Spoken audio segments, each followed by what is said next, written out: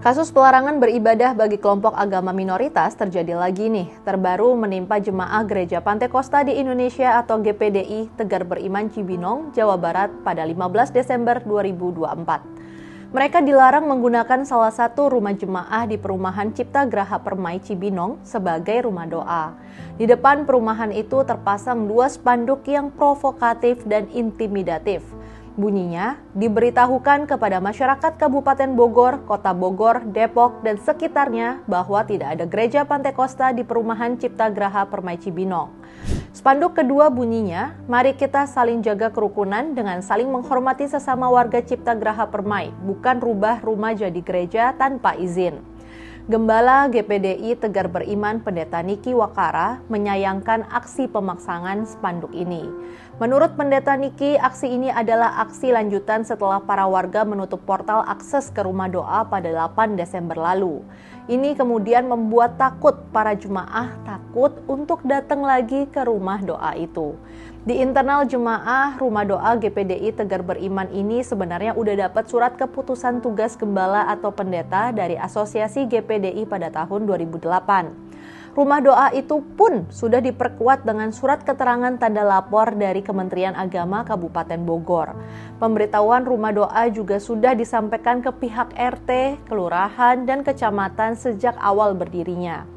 Menurut Pendeta Niki, mereka sudah minta Pemkab Bogor melalui Sekda untuk mencopot spanduk ini pada tanggal 16 dan 30 Desember.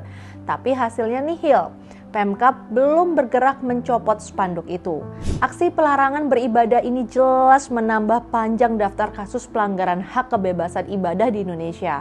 Data imparsialnya menunjukkan sepanjang tahun 2024 telah terjadi 23 kasus pelanggaran kebebasan beribadah. Bentuk pelanggaran yang paling menonjol adalah penolakan pendirian rumah ibadah maupun pelarangan ibadah secara individu maupun berkelompok. Data Setara Institut menunjukkan terjadi 329 tindakan pelanggaran kebebasan beragama atau berkeyakinan sepanjang tahun 2023. Angka ini jauh meningkat dibanding tahun 2022, yaitu 175 peristiwa dengan 333 tindakan. Beribadah dan mendirikan rumah ibadah ini adalah hak setiap warga negara. Konstitusi itu menjamin hak itu sebagaimana yang tercantum di pasal 29 ayat 2. Bunyinya, negara menjamin kemerdekaan setiap orang untuk beribadah menurut agamanya dan kepercayaannya. Apalagi dalam surat keputusan bersama atau SKB 2 Menteri pasal 1 ayat 3 dikatakan rumah doa berbeda dengan rumah ibadah. Dengan kata lain, rumah doa nggak membutuhkan izin sebagaimana pendirian rumah ibadah. Kasus pelarangan ini harus segera diselesaikan agar jemaah bisa beribadah dengan nyaman dan tenang. Bupati dan pimpinan daerah itu harus pasang badan untuk menjamin hak beribadah jemaah GPDI Tegar Beriman Cibinong bisa dilaksanakan. Bupati dan pimpinan daerah harus memberikan edukasi kepada warga yang belum memahami konstitusi dan ketentuan dalam SKB 2 Menteri. Tapi bagi warga yang intoleran, gak ada jalan lain selain menindak mereka. Yuk lawan pelanggaran hak kebebasan beragama.